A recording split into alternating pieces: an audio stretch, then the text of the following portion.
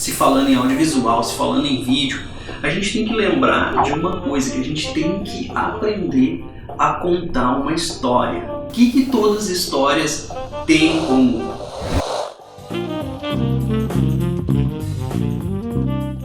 Todas as histórias têm um início, um meio e um fim. Então a gente sempre tem que ter por base isso. O que todas as histórias têm em comum? Um início, um meio e um fim. Essa história pode ser documentada, pode ser uma realidade ou pode ser uma ficção. Mas a gente sempre vai ter que lembrar que existe esses três fatores. Senão fica uma coisa sem pé nem cabeça. Fica a dica então, quem quer fazer comunicação tem que aprender, tem que lembrar, tem que contar uma história.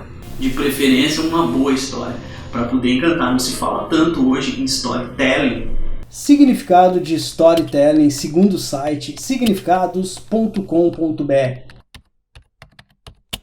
Storytelling é uma palavra em inglês que está relacionada com uma narrativa e significa a capacidade de contar histórias relevantes.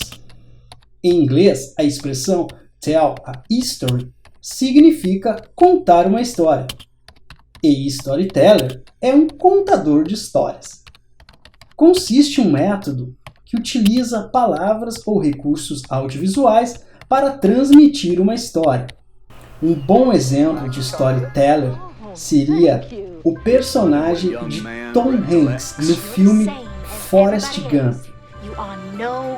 Life was like a box of chocolates. You never know what you're gonna get. As histórias conectam muito mais. É muito mais fácil eu te emocionar, eu chegar na pessoa se eu contar uma história minha.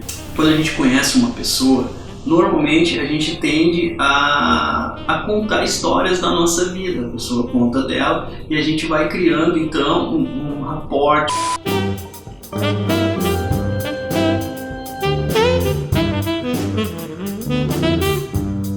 Um engajamento, uma sincronia, uma afinidade, porque a gente vai se conectando com a história, né? A vida é feita de histórias. Então é muito importante a gente lembrar disso no vídeo. Quem quer fazer comunicação, quem quer fazer vídeo bem feito, tem que lembrar sempre de contar uma história.